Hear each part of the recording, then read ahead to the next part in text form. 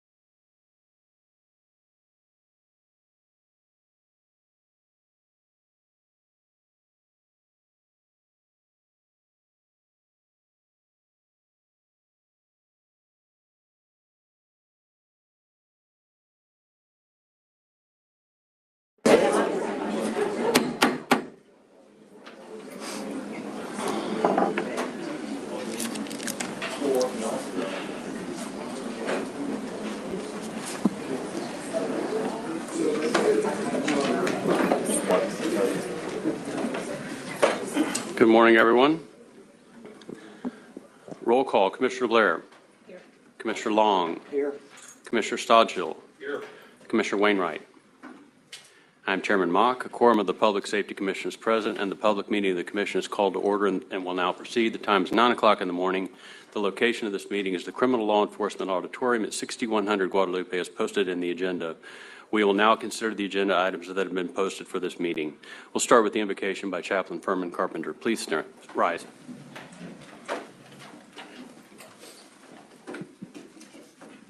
Let us pray. Our most holy and righteous Father, we thank you for your goodness, for your love. We thank you, Father, that even in all of your awesomeness, Father, and all your power, you love us, you care for us, you want to hear from us. We thank you, Father, for this new meeting of the commissioners, Father, the Public Safety Commission. We thank you for our new commissioner, Chairman Commissioner Long. We ask you to continue to be with him and the rest of the commissioners. They work together. Thank you for them getting here safely.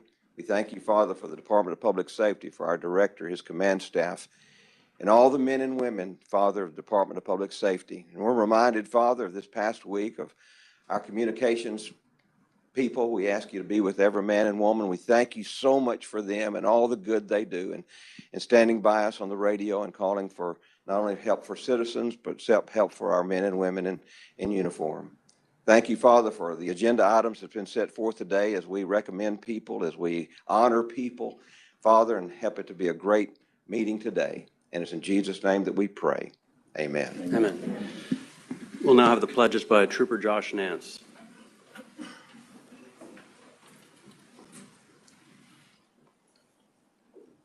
I pledge allegiance to the flag of the United States of America, and to the republic for which it stands, one nation, under God, indivisible, with liberty and justice for all.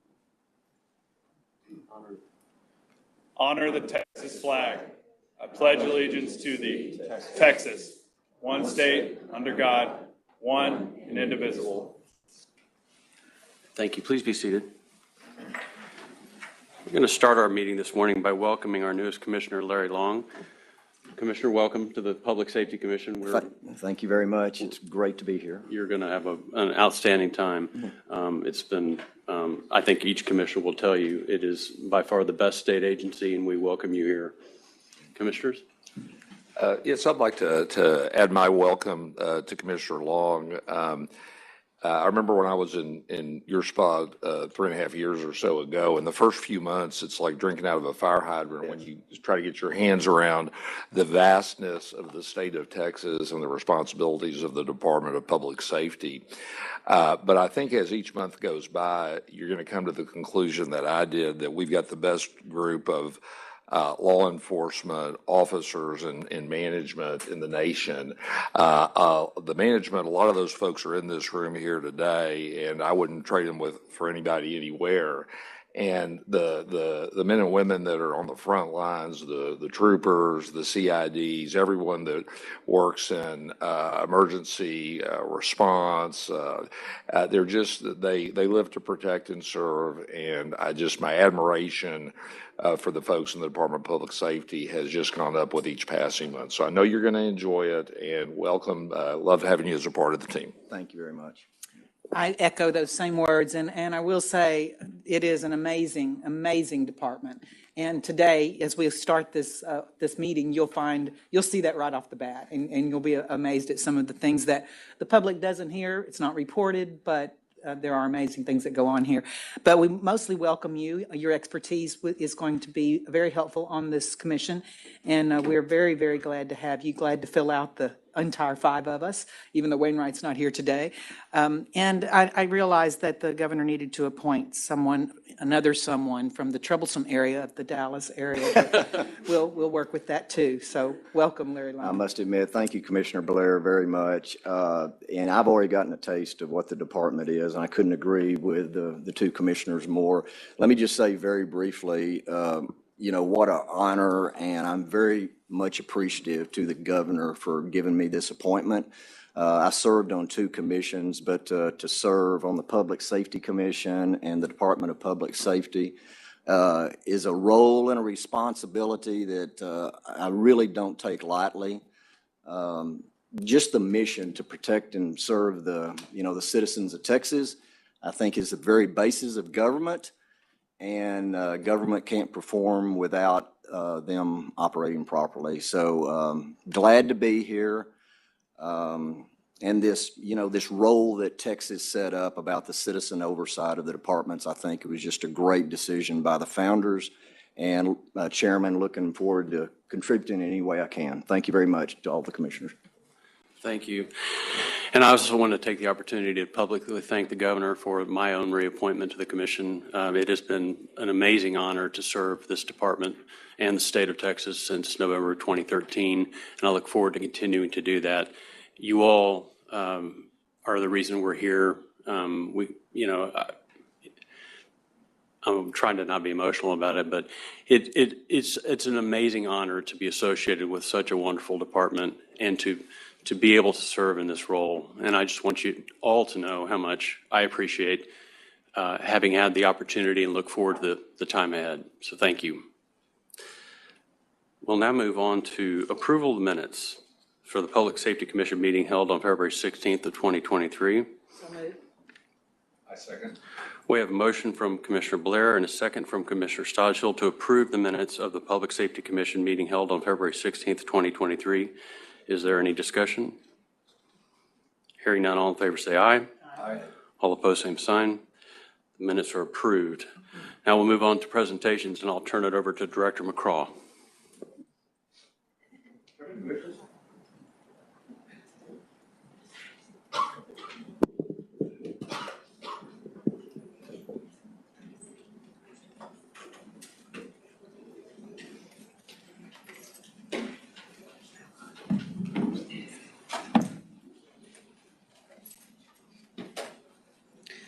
The following employees will be presented a certificate in recognition of their 30 years of service and accomplishment with the Texas Department of Public Safety.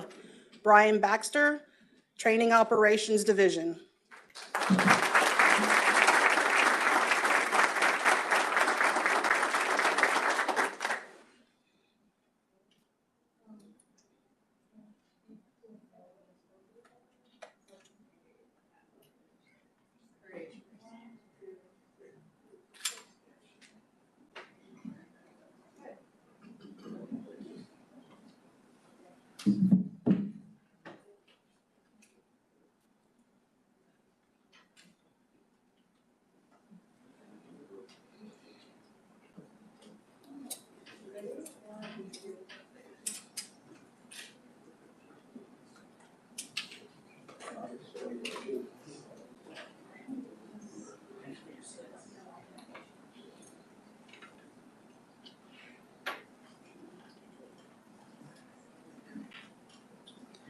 Jacqueline Parker Rogers, Texas Highway Patrol Division.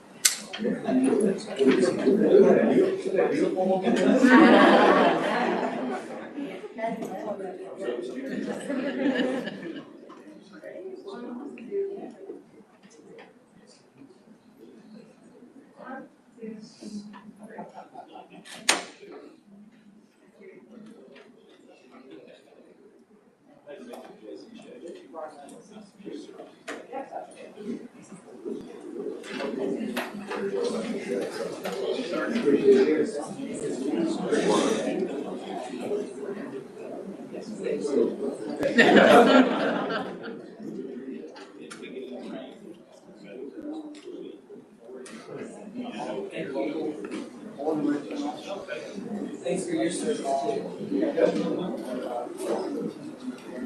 The following employee will be presented a certificate in recognition of her 40 years of service and accomplishment with the Texas Department of Public Safety.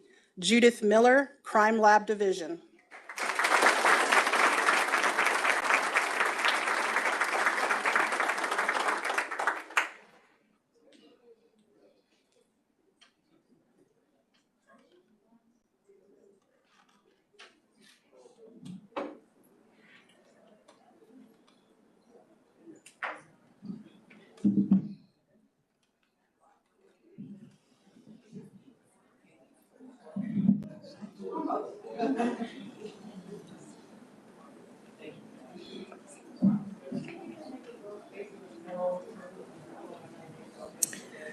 This employee began his career within the department in 2015 in the Training Operations Division. During his time in TOD, he volunteered to review, update, and provide CPR, AED, and first aid training to 4 recruit schools. He updated the department's curriculum to mirror the American Red Cross guidelines and trained over 500 recruits in first aid. He transitioned from training specialist to statistician for the Fitness and Wellness Unit, where he directed the research to substantiate the elevation of the physical readiness test standard from 50 to 70%, and served as the liaison for external law enforcement agencies interested in adopting the PRT platform. He also assisted with training over 120 external agencies nationwide. In 2018, he began working in the Texas Ranger Division in a lead position for the Border Security Operations Center program. His exceptional critical thinking skills examine data and metrics related to the Drawbridge program to identify process and data reporting improvements. He liaised with U.S. Border Patrol to deploy a pilot project to collect data on gang-affiliated unlawful migrants apprehended based on actionable intelligence from the Drawbridge program. In 2019, he applied for and received 2 grants from the U.S. Department of Justice and Bureau of Justice Assistance. The Sexual Assault Kit Initiative grant enables Texas Ranger personnel to collect and enter lawfully owned DNA into the combined DNA index system and investigate and prosecute cold case homicides and sexual assault cases.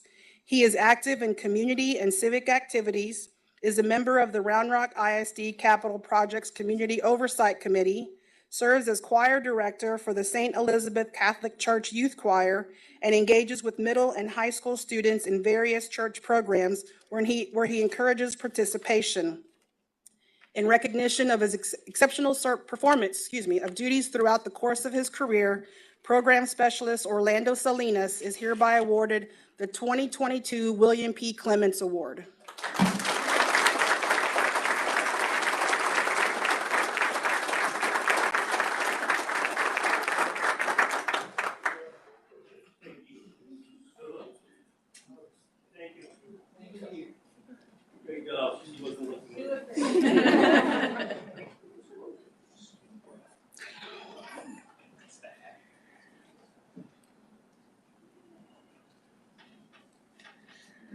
This employee has been with the department for 20 years. Throughout his career, he has been the personification of bravery, selflessness, and dedication, and has maintained a relentless pursuit to keep the citizens of our state safe. After being shot during a traffic stop in 2011 and earning our agency's Purple Heart Award, he dedicated himself to becoming the most skillful and proficient criminal interdiction trooper possible. In doing so, he earned a position on an elite interdiction team tasked with patrolling Interstate 40, a major east-west corridor utilized by traffickers to transport a wide variety of contraband throughout the nation. In 2022 alone, he seized 122 pounds of methamphetamine, 29 pounds of cocaine, 2 pounds of heroin, 424 pounds of marijuana, and most notably, 19 pounds of fentanyl, which equates to 4.2 million lethal doses. He provides training to fellow troopers and other local and federal law enforcement agencies regarding subjects such as search and seizure, roadside interviews, and advanced contraband concealment. There is no doubt that his service, achievements, and steadfast dedication contributed to his recent promotion to the position of Texas Ranger. In recognition of his exceptional performance of duties throughout the course of his career, Texas Ranger Max Honesto is hereby awarded the 2022 William P. Clements Award.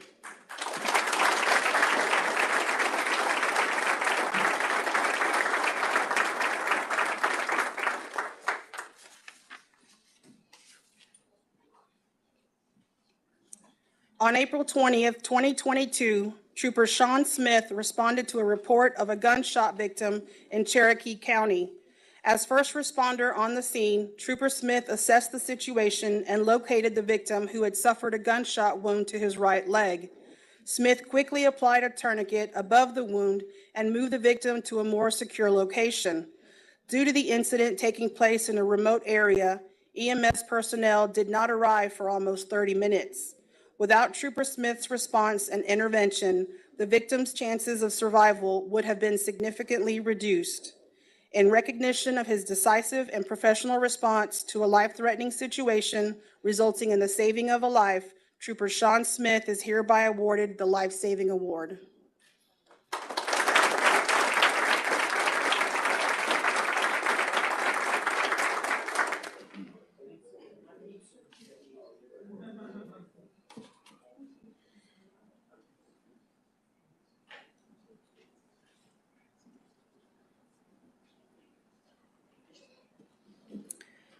On June 6, 2022, Corporal David Moore was investigating a two-vehicle crash in Leon County when a commercial motor vehicle traveled through the crash scene at a high rate of speed.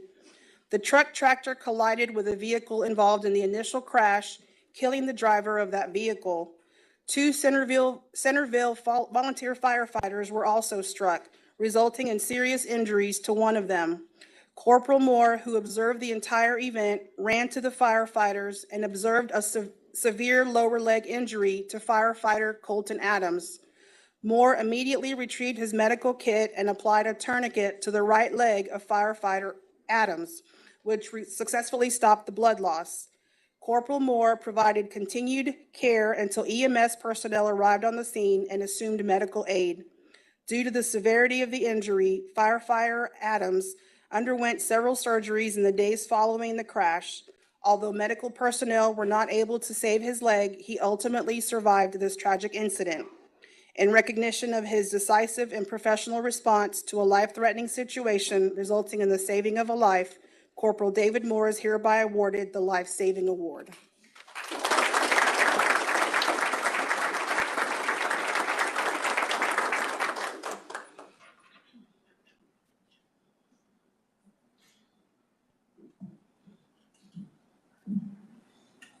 Ready? 1, 2, 3.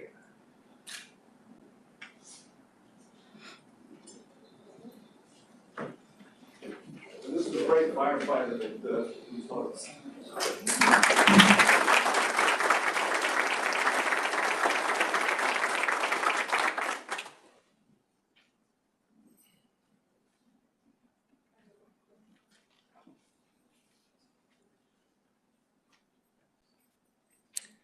On October 16, 2022, while on routine patrol, Trooper Josiah Brzezinski was notified of a three-vehicle crash in Lampasas County. As first responder on the scene, Brzezinski assessed the situation and everyone involved. Trooper Brzezinski was directed to a pickup truck in which a subject was trapped and bleeding profusely from his lower right leg. Brzezinski deployed and applied his tourniquet, which successfully stopped the blood loss, and continued medical aid until the arrival of EMS personnel. The subject was flown to a trauma hospital where it was determined that he was suffering from multiple injuries and internal bleeding and would have gone into shock and cardiac arrest had it not been for the medical intervention of Trooper Brzezinski. In recognition of his decisive and professional response to a life-threatening situation resulting in the saving of a life, Trooper Josiah Brzezinski is hereby awarded the Life Saving Award.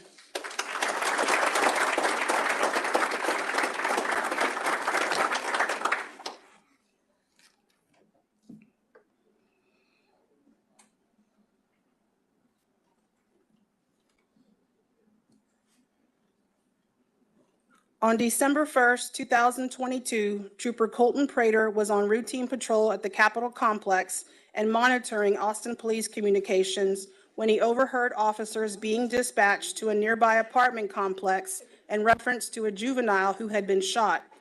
Understanding the urgency of the call and his proximity to the complex, Trooper Prater traveled to the scene. As the first officer on the scene, Prater observed a young male lying on the ground, surrounded by a crowd. Prater began speaking with the victim in attempts to keep him calm and provide reassurance. Upon assessing the victim, Trooper Prater found he had sustained a gunshot wound to the left forearm and abdomen. Prater immediately began to provide medical aid by applying a tourniquet to the victim's arm while maintaining pressure on his abdomen. Throughout the incident, Trooper Prater maintained his composure and spoke calmly with bystanders as he continued to comfort the victim. As EMS personnel arrived on the scene, Prater continued providing medical assistance by applying pressured bandages and locating a third gunshot wound. The subject was transported to a local hospital for emergency surgery. In recognition of his decisive and professional response to a life-threatening situation resulting in the saving of a life, Trooper Colton Prater is hereby awarded the Life Saving Award.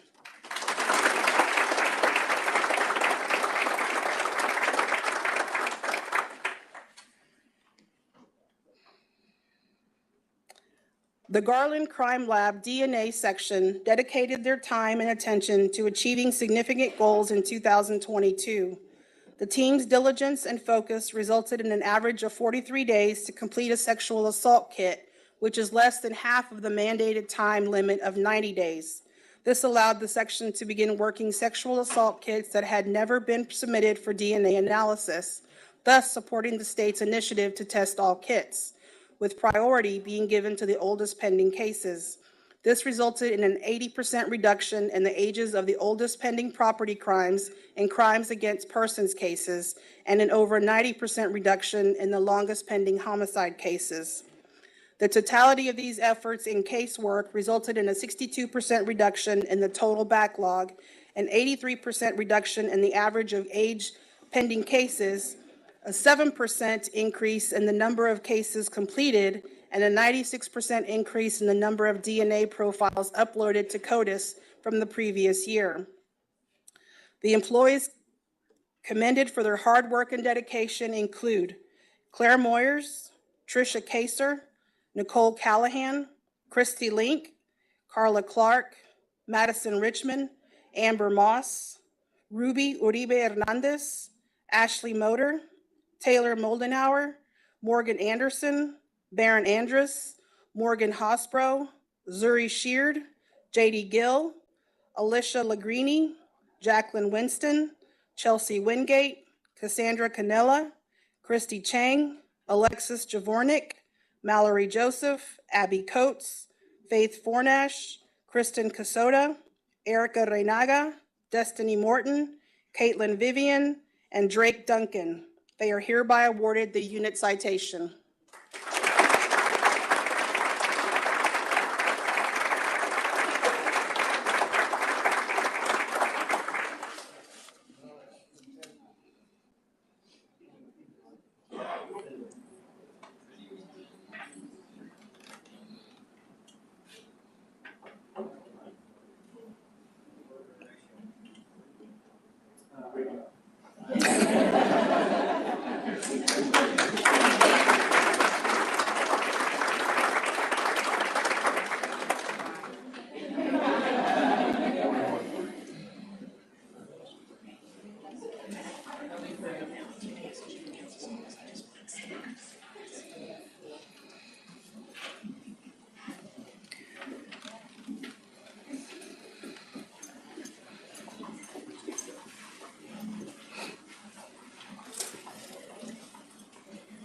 In January 2020, a project was initiated to satisfy federally mandated requirements of rapid DNA testing, profile uploads, and profile matching by local law enforcement booking facilities via the CODIS DNA database.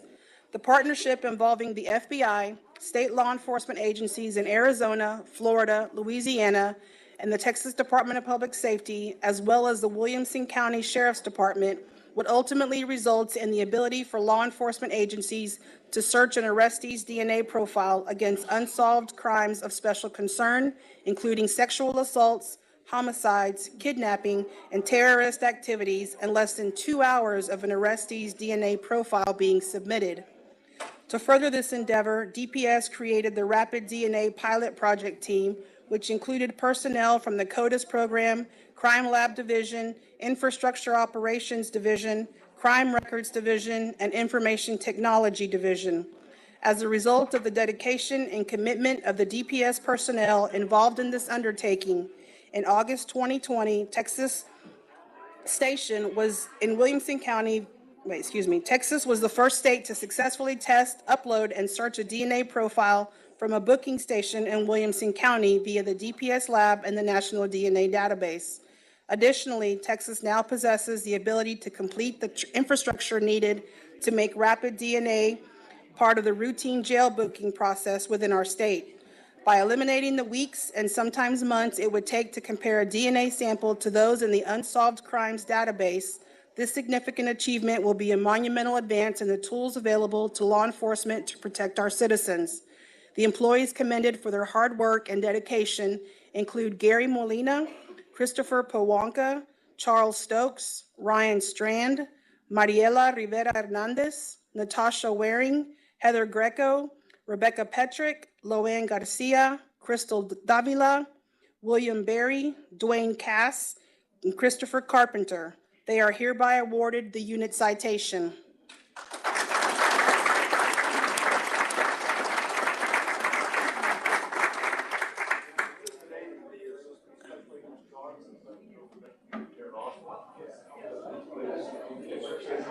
Well, thank you so much. Thanks to the commission. Thanks to Director Paul for having me today.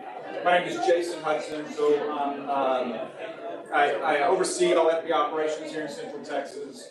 This is a special day, and I'm so happy to be with you.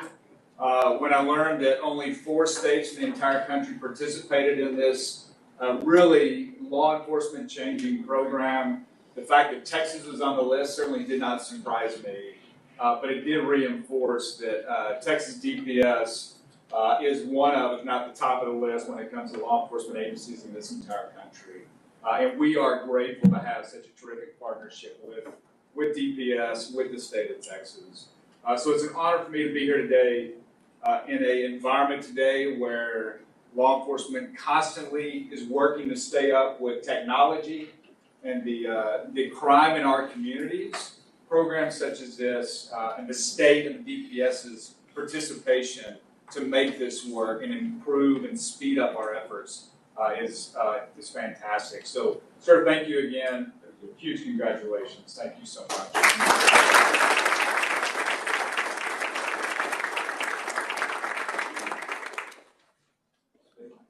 Mr. Hudson, that award was right there for you to present to them, right behind you.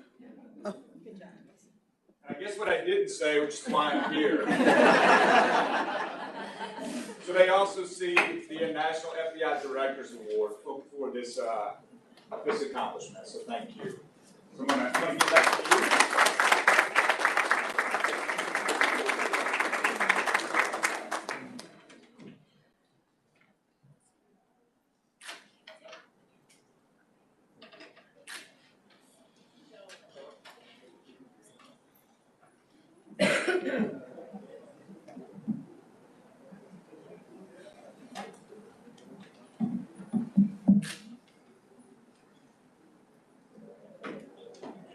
That's enough.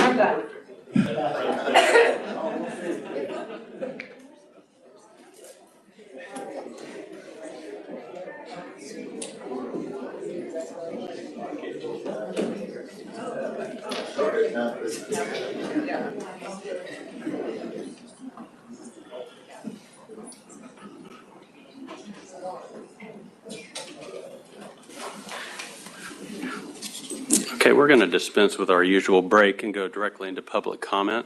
Sophie, do you have any public comment? Is there anybody in the room wishing to give public comment to the commission today? Hearing none, public comment is closed. Move on to the next item on the agenda, item 8, Director's Report. I'll turn it over to Director McCraw.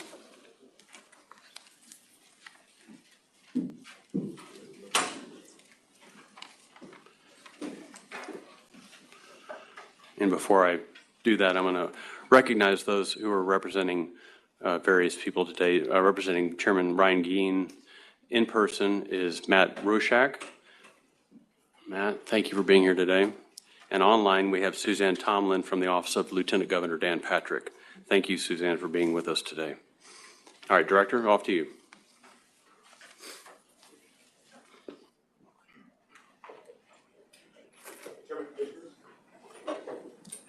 I'd like to lead off today with a presentation. It's going to be on operation. As you recall, that not long ago, we called it Operation Burnout, but it had to do with street takeovers, and we'd like to do the presentation this time. So with that, we'll begin.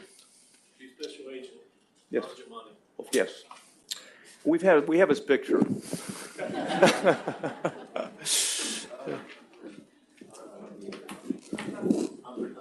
Yeah, whatever you prefer.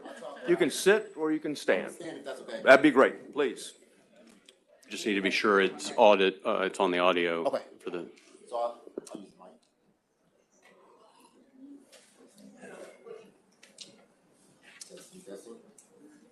Testing. All right, we're good. Good to go. Good morning, commissioners. Good morning, directors. Thank you all for having me. My name is Anj. I'm a CID agent here in Austin. I'm the lead DPS investigator working a joint investigation with the Austin Police Department investigating the events of the Austin Street Takeover, which happened on February 18th. Throughout the PowerPoint, we're going to cover what is a street takeover. We'll go over the planning and operation of a takeover, and we'll cover the case, and then we'll end the presentation with what the department is doing as far as preventing the next takeover from happening.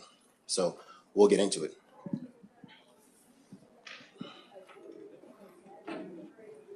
All right, so what is a takeover? A takeover is, a takeover is a coordinated organized criminal endeavor where participants obstruct roadways. Do you just want to go ahead and do it for me? Okay. Yeah, go ahead, the next one. Yeah, that one right there. Go back one. So a takeover is a coordinated organized criminal endeavor where a participant obstruct roadways for the purpose of conducting dangerous driving expeditions. And while this is happening, there is a multitude of violations of state laws that are happening within the takeover, whether it's obstruction, deadly conduct, evading law enforcement. There's a whole lot of crime that happens during a takeover. So planning and executing a takeover. One of the most important parts to having a successful takeover is forming the pit. And the pit is when bystanders and vehicles form a circle around an area for participating vehicles to enter and perform reckless and dangerous acts. Bystanders stand in the middle of the pit and record or try to touch the vehicles while the vehicles are performing donuts. And a donut is when a vehicle's operator willingly breaks the traction of the rear tires by revving the engine up to a high RPM, causing the car to swing in one direction or another to create skid marks and or large clouds of smoke. So takeovers are typically organized via social media, whether that's Instagram, Twitter, TikTok. And followers are asked to block out specific intersections and parking lots by using cars and bystanders. Vehicles are allowed into the blocked off area, commonly called the pit. So that photo there is a takeover that happened in Irving. As you can tell, they're very specific as to what part of the roadway to block. If that was a four-way intersection, typically the first two vehicles in the intersection are part of the takeover, and they would shut down traffic, which is what we saw here in Austin. And once the traffic is shut down, pedestrian traffic would start to come on scene, and there'd be individuals right there in the center to try and participate in the takeover. So why focus on takeovers? Large metropolitan police departments have targeted takeovers since early 2018. During COVID, takeover became really popular because there wasn't anybody out on the roads. So in Dallas, a female was shot and killed by a participant of a takeover after confronting the group. And also an elderly female was crossing the street and was struck and killed by a vehicle involved in the street racing. Street racing and takeover are kind of intertwined nowadays. So another reason why we should focus on takeovers.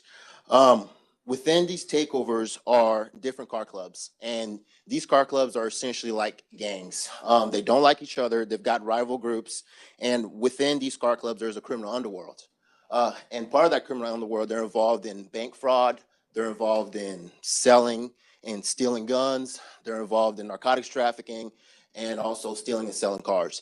Now, they're really good at stealing cars. Throughout the investigation, some of my targets, I found out that they ordered a key programmer online, and they ordered a bunch of key fobs, and they would go out at night, use an app to scan your plate and figure out your year, make, and model of your vehicle. And using that, they were able to essentially program a key for your vehicle, drop a location for where the vehicle is at, come back later and steal your car within minutes. So there's a really prominent criminal underworld within the takeover scene.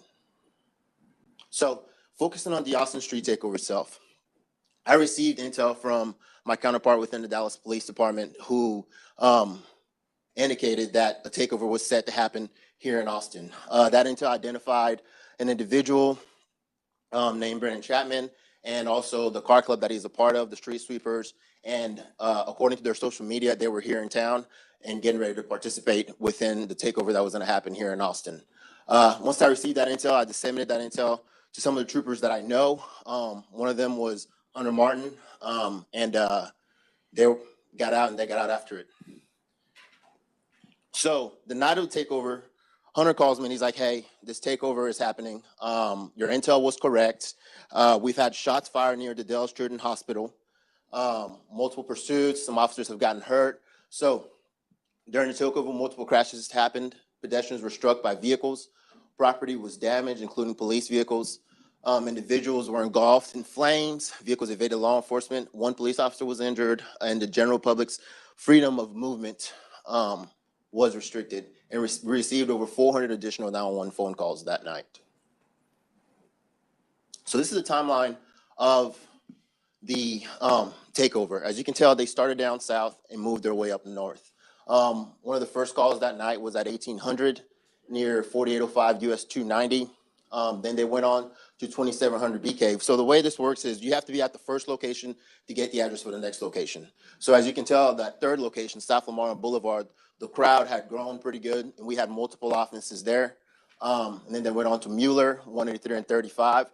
That was the intersection where Trooper Martin got into pursuit with both of my targets that we'll talk about throughout this presentation, and then also Breaker and Metric. So this was really integral, and for us to show that engaging, because that shows that they're organized. It shows that they're participating in that combination, which was a street takeover.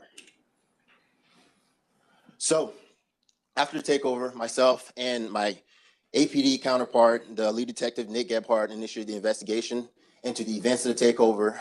We worked with our ICT analysts, APD analysts, and we reviewed hours and hours of video, social media posts, YouTube posts, and used other various investigative techniques. I cannot stress enough how integral our analysts were. One of our analysts, Michelle Stern, it's one thing to see an individual commit a crime, but it's a whole other thing to identify that individual and try to get that arrest warrant. And our analysts were absolutely integral in that and identifying those individuals. And the culmination of all that, we're able to get 18 individuals charged for the Austin Street takeover. Now, many of these individuals came from Dallas, Houston, San Antonio. So after we got our arrest warrants, I put together a bust-out operation. Essentially, I put together different target packages, worked with an analyst to put together good workups, good addresses on these individuals, and I had a briefing with the CID lieutenants in Houston, in Dallas, and San Antonio. And on the day of the operation, we were able to locate and arrest about 11 of them. So far, we've got 13 of them in custody. I think that number is a little bit higher. Multiple vehicles have been seized and more charges and arrests are pending. So our charges to date, we've got 40 charges, 21 felonies, 19 misdemeanors. Some of our felonies are evading arrest, obstruction of a highway, engaging in organized criminal activity with the underlying offense of deadly conduct, and unauthorized use of a motor vehicle. That engaging, like I said, once myself and the lead detective with APD started investigating, we decided that the individuals that we could place in the vehicles were going to charge them with deadly conduct because their actions met that offense. And having worked other engaging investigations, I knew that deadly conduct was one of the enumerated offenses for engaging. Met with the ADA who was on board throughout the idea that we should charge them with the engaging in order to enhance that from a misdemeanor to a stage L felony. So some of our main participants, they're the ones that got charged with the engaging in organized criminal activity. And these are some of the individuals we arrested. So going back to when I disseminated that information to Trooper Martin is at 183 and 35. He sees that the road is shut down. He sees a Camaro going into the intersection at 183 and 35, and that Camaro starts doing donuts. He then sees a blue Charger, a very distinct blue camouflage Charger, go into the intersection also and start doing donuts. They both stop. They pull off onto the front of the road. Trooper Martin goes in to try and conduct a traffic stop, and they both take off. They turn off their headlights. They're doing speeds of over 150 miles per hour. The helicopter is up in the air. The helicopter stays with the Camaro. The Charger ends up getting away. The Camaro ends up at a gas station. Our DPS 100 pilots are coordinating with our troopers, and they end up converging on the area and arresting Jared Gore while he's hiding in the bathroom. They bring him back to the car, end up searching the car, and he's got a stolen short barrel rifle on him. So that night, Gore, who had never had a criminal history before, he got charged with evading a motor vehicle, theft of a firearm, and obstruction and unlawful possession. Now, I started investigating the events of the takeover. I was able to prove that he participated, and I was able to charge him with engaging in organized criminal activity and deadly conduct on top of all those other charges.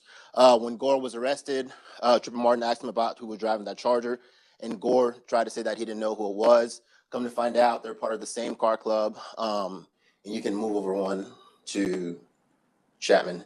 And it turned out that Chapman was the individual who was driving that Charger.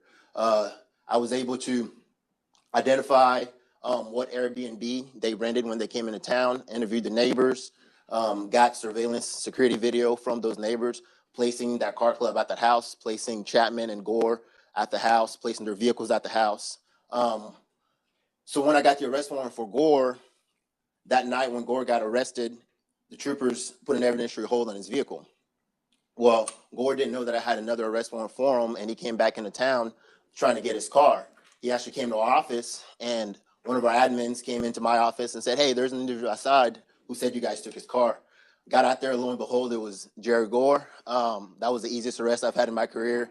Went ahead and arrested him, interviewed him. At first, he was evasive with his answers, but he ultimately confessed to participating, and he inadvertently placed Brandon Chapman behind the wheel when Chapman evaded law enforcement. So at that point, I could have went ahead and got an arrest warrant for him, but I wanted to strengthen up the investigation a little bit more. Applied for what's called a call detail record search warrant on Brandon Chapman's phone. Essentially, that's when the service provider keeps track of all the cell towers that that individual's phone was in contact with. And that was really integral to this case because when the results of that came back, I got with our track analysts and they ended up plotting Chapman's movement from Friday afternoon when he left Carrollton all the way traveling down the I-35 corridor, traveling south. We were able to plot all the towers, all the way into Lago Vista. And then Saturday, plotted his movements all throughout Central Texas. And at 11 p.m., when Trooper Martin issued that traffic stop at US 103 and 35, I was able to place his phone at that exact intersection. So went ahead and got 2 arrest warrants for him, coordinated with Garland CID to get him arrested. We got him arrested, and where I was able to go up there, get a search warrant for his vehicle, and able to get that vehicle back into Travis County. So a lot of these vehicles, the district attorney is on board to place an evidentiary hold on the vehicles until the case goes to court. That helps us because these individuals aren't going to run from the police again. They're not going to participate in another takeover while we have their vehicles. So what are we doing to prevent future takeovers? Myself, ICT, THP, and AOD, really what I'm doing with ICT is we're monitoring social media. We're on these individual social medias, and if we hear of a takeover that's going to happen, we'll try and get as much information on it. Sometimes we'll get into these groups and we'll disseminate that information to the various CID lieutenants in those areas. And those CID lieutenants will put together an operation. And we've been pretty successful with that. We had a takeover that we disrupted in San Antonio, another one in Waco, and a couple here in Austin. So that's what we're doing to prevent future takeovers. You guys have any questions? Commissioners, any questions? I've got a quick question. Thank you for that. Is it Special Agent, is it Ange or Ange? Ange. Ange. Yes, sir. Yeah, thank you for that. That's very, very helpful.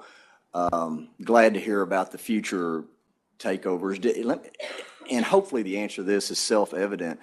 The fact that we're gaining more intel all the time, do you kind of see this trend? Because we've been hearing about it. It's very near and dear to me because I witnessed one from a 16th floor, my condo up there in Dallas, and it was just a chaotic scene for 20 or 30 minutes. And I was questioning at the time, what are we going to do? It looks like you're doing a lot, but do y'all see this trending down or trending up, or can you even say at this point? Since Austin, it's somewhat trending down, but there is a competition between states within this takeover community as to who can put on the most takeovers. So right now, Texas is ahead.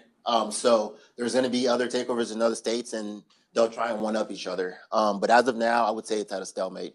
It's really good to hear that y'all are talking statewide and everything, because I was watching that as it was happening, just thinking, boy, how are we going to? Watching how they block off, and there were some police cars trying to get in, and yeah, thank you. That was very helpful. Thank you. Director, anything to add? Well, obviously, special agents are a lot smarter these days than when I was a special agent. He's done a tremendous job on this case. And going in, I mean, one of the things we talked about is that certainly making the ones that pay, accountable. That's was a very important piece of this particular investigation, in the hopes that we could disrupt further. But our special agent and those he worked with also developed different tactics to be able to preempt future takeovers, which is extremely important. We want to be preventive to the greatest extent possible. And even after a takeover occurs, what's best practices in terms of responding? Because sometimes going right to the scene is not the best practice. So there's a number of things have been quickly developed when the governor put this task force together. So I'm very proud of our special agent, the analysts that supported him. I know that the one trooper he referenced is a lot better looking and smarter than his father, Martin. I don't know who that guy might be, but it's a great generation of selfless and dedicated professionals, and this is a perfect example of being proactive, and we're very fortunate we got people like Special Agent Ange. Special Agent, thank you for that report, and thank you for what you and your team are doing to solve this problem. Thank you. Moving on to item B, Director's Report, Operation Lone Star Update. Yeah, just quickly, certainly you've got the updates as it relates to the numbers we've been tracking. This is a multi-agency initiative. This is not just the Department of Public Safety. The governor's very clear. He wanted unity of effort. It starts at the local level. Texas Board of Sheriffs. Commissioner, you got a chance to meet with some of those Board of Sheriffs this week. And how important they are, because everything's local, whether it's here in Austin or it's down on the border. It's all about local and us being able to support them in terms of helping them support and protect their ranchers and their farmers and people in their community in that regard, and being proactive about it. Certainly we've got Texas Military Department's a key part of this. And even now surging towards El Paso to be able to address some particular movements that we've seen and we're tracking right now. Even Texas Department of Transportation has helped on this. Certainly Texas Department of Emergency Management and Logistics and so forth. Texas Game Wardens have been very active on the water. I know all the commissioners have been on the water before in Rio Grande. It's a little bit different as you get closer to Eagle Pass, smaller water, and of course we've adapted to that area with airboats. We've been positioned to airboats in that particular area of operation, which Border Patrol, which game wardens already have. And at the thrust of this, I know we even testified, last week and a little bit this week, is that what right looks like.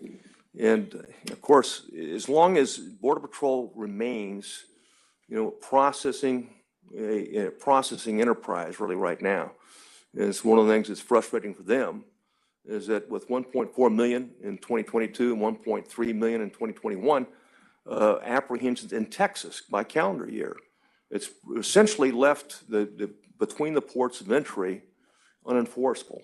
And that's a challenge for us. And it's one of the things that the governor was very proactive back in March of 2021. And while we're trying to deter, detect, and interdict transnational criminal activity, and we'll continue to do so. That said, infrastructure continues. Ideally, it's a discussion we had yesterday before the Texas Senate. And what that looks like, how quickly that can be done is always a challenge. And so I know there's pieces of legislation that are out there, but the bottom line is there's no governor or there's no state legislature that did more to secure the international border of Mexico, coordinating closely with our federal partners, the Border Patrol and OFO at the bridge. We did have a chance to talk a little bit about technology, and as you know, we've done commercial vehicle enforcement inspections in that area of operation.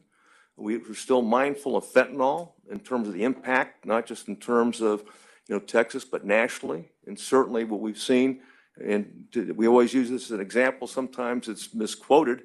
Some people look at it and say, well, 386 million dosage units of lethal dosage units of fentanyl has been seized by the federal government. No, that's just by DPS since March of 2021, just DPS alone. There's a lot more out there that is to be seized and has been seized. It gives you an idea in terms of the scope and magnitude of it. The other challenge is, and Colonel Martin recognized this, and Colonel Williams was startled as well, and for the first time ever in DPS history, we've seized more methamphetamine than we have marijuana in pounds. Over 50,000 pounds of methamphetamine. And this is pure meth. It's not the meth that we used to deal with in the 70s and the 80s and even in the 90s. This is factory-produced, methamphetamine by the Mexican cartels using precursor chemicals out of China and out of India. So we'll continue to surge resources around the state, tactical aircraft as well, certainly to support the tactical marine unit and in between the ports. And as we don't know, we've seen a shift, from the the east towards the west. The Rio Grande Valley at one time was the center of gravity. It's moved into Del Rio, and now the #1 sector in Texas and really in the nation right now in terms of apprehensions is El Paso. So we're focused resources in that regard, and Colonel Martin's overseeing, our regional directors, Victor Escalon.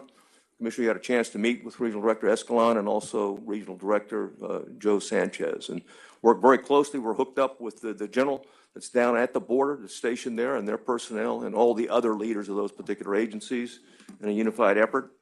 One note, and I think I shared that with you quickly last night, a trooper, in the same sergeant area that Max Sinesto seized 71 pounds of fentanyl last night. Big, it represents 16 million lethal doses, so that's important. Anytime that happens, it's an important thing. We were going to talk a little bit about Austin, what we were asked to do. With your permission, I'd like to defer till next commission meeting to give you an update because, frankly, we'd prefer that we're supporting the Austin Police Department. We'd prefer that they talk about the statistics. We certainly have the numbers, and we can share that information with you, and it's shared publicly. We not surprisingly, our goal was, when we were asked, is to be able to assist them in reducing crime as a bottom line. The absence of crime is what right looks like, and we're encouraged by their statistician and the Chief Chacon, who announced this week a 25% initial reduction in violent crime citywide, and then a 58% reduction in the area of operation where DPS has been assigned to operate, which is the high crime areas. And so we'll see how the numbers continue to go.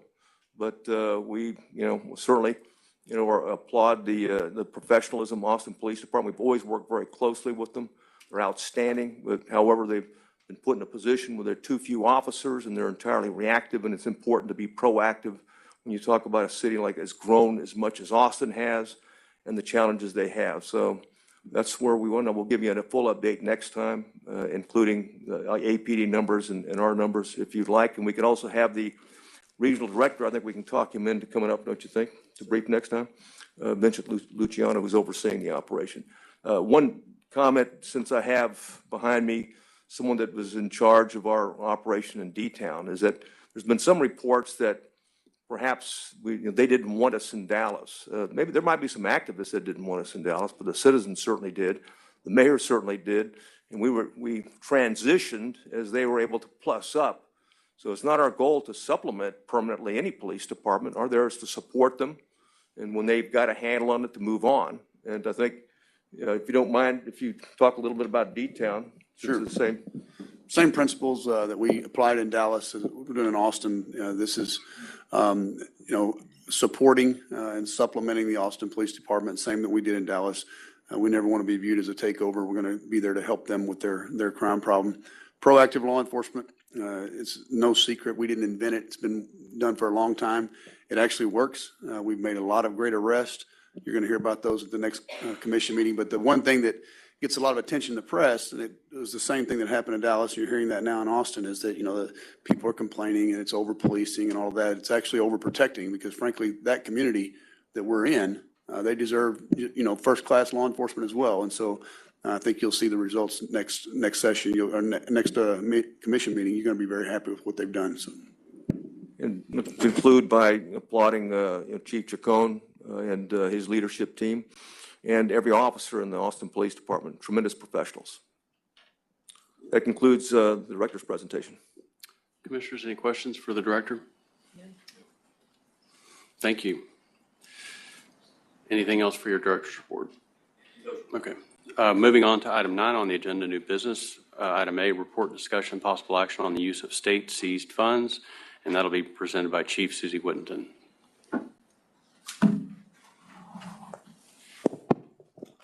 Good morning, Commissioners. I'm Susie Whittington, Chief Financial Officer.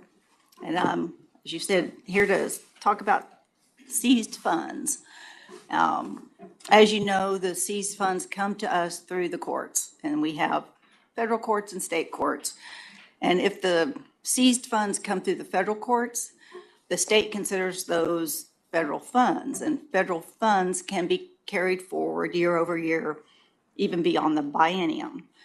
But the state funds, the ones that come through the state courts, they're only appropriated to us for the biennium in which they're collected. So that's, I wanted to talk about state seized funds today. Next slide. So last fiscal year, we collected 1.4 million. And then this year through March, we've collected 373,000 in state seized. And then we're estimating another 222,000 for the remainder of this fiscal year, which ends in August. So we think we're going to have about $2 million that we'll need to spend or lose. The comptroller will sweep those funds in August if any part of them are unspent. So that's a conservative estimate. We're pretty sure we'll have at least 2 million. And so these funds can only be used for law enforcement purposes, for equipment, supplies, witness fees, training, those kinds of things. So we talked to the law enforcement divisions to ask them what they most needed.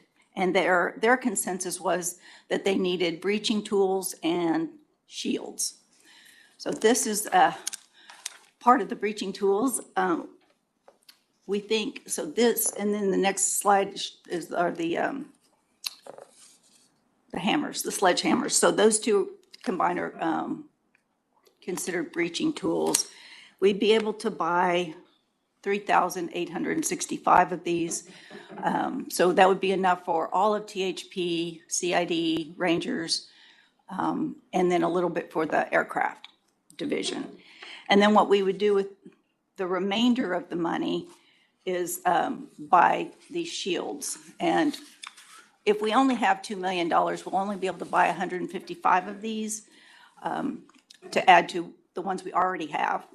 Earlier this year, the governor's office gave us a grant for $600,000, and we were able to buy just over 100 shields with that money.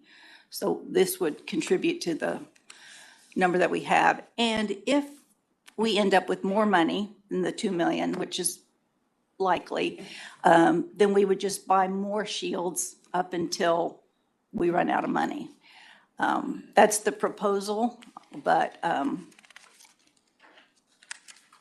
so there we go. That's how the money would be broken out. We'll need your approval to move forward with this plan if you so choose. Commissioners, any questions? Quick question, Chairman. I think you alluded to it. If we collect more money, the other commissioners probably know this already, but being a newbie here, if more money's collected, we can spend it. When's that cutoff point? It's at the end of the biennium, which is August 31st. So we can collect all the way up until that time and then spend, then it has to be spent by? Well, it has to be encumbered by August 31st. Okay. So I think our procurement team will be able to procure these items quickly. So whatever we have, say mid-August, we'll probably try to, add to these purchases if you all approve. Which is why you are making a plan for an excess, because obviously if you get a windfall in mid-August, it'll be a little bit difficult to spend if you don't have a plan already out. I think that's very wise. Right. The procurement process does take a while, so, yeah. Do you need a motion, Mr. Chairman? Well, I've got one quick question. I was curious as to what's the reasoning behind prioritizing the breaching implements above the shields? Jeff can answer that for me. Go ahead, sir, if you want to. Go ahead. So the breaching tools are something that we can put in every vehicle. The level of training that's required for that is every police officer needs to know how to get in a door that's locked. And so this is going to provide them with that capability. There's two pieces to it. A lot of people think, well, I just need a hammer, but for certain structures, you got to have, in the breaching world, it's called salt and pepper. You got to have both pieces. And so we want every person to be able to do that. It's man-packable. When you start getting into the shields, it's a little bit more technical training, requires a little bit more time with the shield. It sounds pretty easy to just pick up a shield, but it's not as simple as it sounds. And the more important part of the responding officer to anything, whether it's a crash or whatever, is to be able to get in there and put hands on something. So the shield is a defensive piece, and we really think that the law enforcement divisions really believe that the breaching tools are more important. Thanks for the explanation. The shields are really heavy too. I took care of this. That's, You might be able to go to the vendor on the shields and kind of have a floating number for that top off closer to August and say that we will, up to the extent we can purchase, we will Yes, fill sir, out. we can do that. They're on contract, Mr. Chairman, so we could buy them up to the last day. Okay, good. great. Any more questions? If not, I'll entertain a motion to approve the recommended use of state seized funds. Here's your chance, Commissioner Long. I'll make that motion, All Chairman. right. Second. We have a motion from Commissioner Long, his first motion. Yeah. And a second from Commissioner Sodhill to approve the recommended use of state seized funds. Is there any further discussion? Hearing none, all in favor say aye. Aye. Aye. All opposed, same sign. Motion passes. Thank you, Chief. All right, next up, under item B, we have Chief Sherry Gibson for a report, discussion, possible action on the following rule proposals for publication to receive public comment.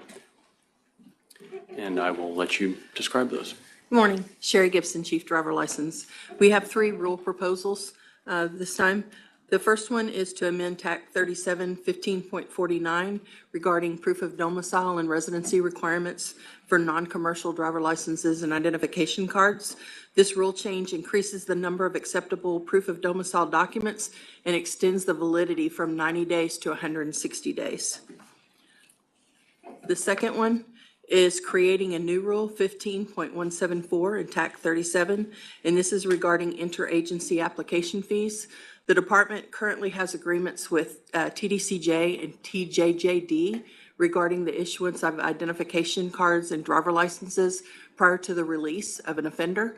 And so this rule just sets the fees for those licenses and identification cards and the replacement costs of those.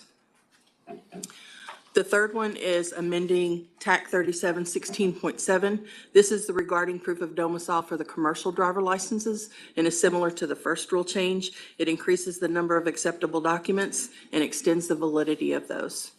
The Driver License Division is requesting permission to post in the Texas Registers items number 9B1, 2, and 3. For Commissioner Long's benefit, this is part of our rulemaking procedure. We post proposed rules for public comment to the Texas Register, and then it comes back to the commission meeting. Sometimes there's a modification based on feedback. Sometimes it just comes back if there's no public comment at all. It's usually fairly straightforward. A lot of these things are housekeeping, but sometimes they're pretty substantial. I'm familiar with that process. It's not so much in the facilities, but the Finance Commission, we were doing that just about every meeting, so thank you for that. Are there any questions for Chief Gibson? I got a quick question, Sheriff. I promise not to be this anal on all, but I'm just curious about one question. The 90 days to 180 days, just the purpose of it, and just is it just volume and? The main purpose is to increase the eligibility for our customers. Sometimes it's very difficult for them to find the two documents that fit within the tight range. So we're just extending it to the 6 months. It's basically proving that they've been in the state for that period of time. If there's no further questions, I will entertain a motion to approve for posting the proposed amendments to 37 TSC Section 15.49 concerning proof of domicile, Section 37 TSC Section 15.174 concerning interagency application fees, and also 37 TSC Section 16.7 concerning proof of domicile. So moved. Second. We have a motion from Commissioner Blair and a second from Commissioner Long. Is there any further discussion? Hearing none, all in favor say aye. Aye. Aye. All opposed, same sign. Motion passes. Thank you, Chief. Item C under new business is intelligence threat briefing, and we will handle that in executive session. Moving on to Section 10 of our agenda, ongoing business. Discussion and possible action regarding the Compassionate Use Program. Chief Wayne Muller and Deputy Director Jeff Williams will take this. Thank you. Chairman, Commissioners, good morning. Wayne Muller, Chief Regulatory Services Division. To give you an update regarding progress in the Compassionate Use Program, and as just a brief recap for the benefit of Commissioner Long. Next slide, please. As you recall, we began talking about this program last summer regarding potential expansion. The major catalyst was that at that time we had seen in the preceding 18 months, January 1st of 2021 through June of 22, about a 10% increase month over month in the patient population. And while the patient population was very small at that time, and so a high percentage increase wasn't necessarily surprising, if we were to see that type of month over month increase, we could potentially be at around 150,000 or so patients in the program by December of this year. At that time, I also stated that even a more conservative model of more like 2,000 to 3,000 patients coming into the program per month would still see us potentially at about 100,000 patients by the summer of 2024. And so given that 18 to 24 month window that we were seeing last summer, we wanted to begin planning for what potential expansion might look like. The slide that we have here, the lines in blue are that more aggressive model that we had discussed back then, and then the lines in red are what we have actually experienced. We're now currently at about 50,000, a little over 50,000 patients in the program. So the aggressive model did not hold, but that more conservative model that I mentioned at the time, we are exactly on track with that trajectory. And so we, based on this current pace, would see about 100,000 patients lifetime population in the program by summer of 24. And of course, that's the catalyst at the time, we believe, was most likely the addition of PTSD as a condition into the program. And that is these numbers are based on current status quo. Obviously, we're in legislative session right now, and what may transpire during the session could hasten the number of patients coming into the program. There are a number of bills that have been filed. We've been monitoring them, of course.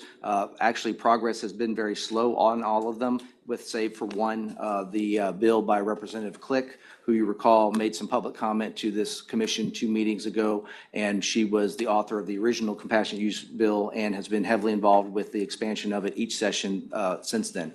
Her bill has made it through the House and is now in the Senate committee.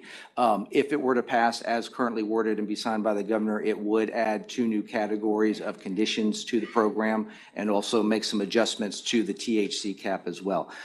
So if 2 new condition categories come in, there's again a high likelihood that we will see a more rapid increase in the patient population. And so to that end, the discussions that we've been having about potential expansion of new licensees beyond the current 3. As you recall, we opened the application window for new licenses back on January 16th. With the intent to keep that open through the end of April, which will be the last business day is next Friday, April 28th. Currently, we have received 137 applications for the program. Of that, 48 of them are paid applications, and then another 3 are applicants, entities that had applied last time and are looking to re-up. So essentially 51 full applications received, and then the balance are still in progress. So we will be taking those in, closing the window at the end of April, and then we will be looking, as have been discussed previously, at potential expansion as we get into the late summer or early fall of this year. Chairman, I want to again intentionally belabor the point that when we get into making the final decisions, we most certainly are not going to be adding an additional 51 licensees into the program, let alone 137. We are taking the measured approach. We are looking to add what is necessary based on our monitoring of the population increase and add what's necessary to meet our obligation of statewide coverage, but just statewide coverage. So I want to say that out again so that there are not unexpected consequences during the fall when people that may feel like for some reason they were going to be able to just apply and get into the program, that will not necessarily be the case. So that's where we are currently, monitoring the patient population. We do expect if this bill passes that we will see some more growth, and we are preparing for what that expansion will look like towards the latter half of this year. That's what I have for you at this time. I'd be happy to try and answer any questions you might have. Commissioners, any questions? Thank you, Chief. Moving on to item B, under ongoing business, report, discussion, and possible action of the possible adoption of the following previously published rule, proposed amendments to 37 TSC Section 27.1 concerning right of review, and that's Chief Michelle Ferris. Chief. Good morning. My name is Michelle Ferris. I'm Chief of the Crime Records Division. So I'm bringing forward the proposed review or proposed rule change to 27.1 regarding the right of review for criminal history record information. The proposal included updating locations and procedures and processes for an individual's access and right to review their own criminal history record. We posted that on the Texas Register, but received no public comment, and so they were requesting to adopt the rules that were proposed. Commissioners, any questions? If not, I would entertain a motion to adopt the proposed amendments to 37 TSC Section 27.1 concerning right of review. We have a motion from Commissioner Blair and a second from Commissioner Stodgill to adopt the proposed amendments. Is there any further discussion? Hearing none, all in favor say aye. Aye. All opposed, same sign. Motion passes. Thank you, Chief. Thank you. Item C under ongoing business, report, discussion, and possible action regarding the modification of the DPS organizational structure and the appointment, promotion, ratification, employment, evaluation, reassignment, duties, discipline, or dismissal of a member of the department or commission management team. Director McCraw, do you have anything for us? No, sir. Moving on to item D, ongoing business, report, discussion, possible action regarding the ongoing criminal investigations pursuant to Government Code Section 411.0041, and we will handle that in executive session. Before we move on to item 11 on our agenda, I do want to note that I left off Hiroya from the governor's office is also on this call today, and I appreciate you for being here as well. Item 11 on the agenda, reports. Commission members, any reports? Chief Whittington, do you have any additional thing to report under finance? Chief Melvin, anything for the auditor? Any division reports? Hearing none, we'll move on to the consent items. Item 12 on the agenda. Director Mathis, are all the consent items on our agenda? What is on the consent item agenda? Okay. Thank you. Are there any questions regarding the consent items? If not, I'd entertain a motion to approve all of the consent items under Section 12 of our agenda. I'll make a motion.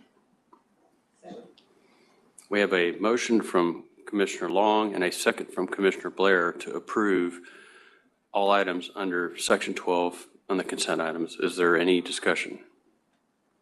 Hearing none, all in favor say aye. Aye. All opposed, same sign. Consent items are passed. Please get all of your items for a future agenda to Sophie or Phil prior to the next meeting. The regular Public Safety Commission meeting is scheduled for June 8th, 2023, with discharge hearings will be scheduled for June 9th, 2023. The Public Safety Commission will now go into closed session at this time pursuant to Texas Open Meetings Act, Chapter 551, to consider matters authorized to be considered in executive session under Government Code Section 551.071, 072, 073, 074, 076, and Government Code Section 411.0041. The time is 10:16 in the morning.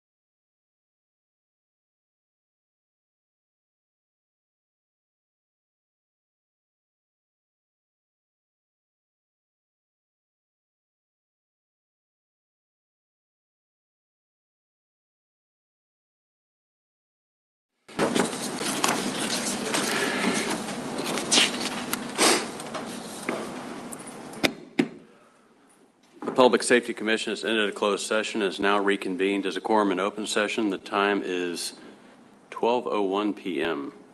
If there's no further business, I will entertain a motion to adjourn. So moved. We have a motion from Commissioner Blair and a second from Commissioner Stodgill. Is there any further discussion? Hearing none, all in favor, say aye. Aye. Motion passes. We are adjourned. Thank you.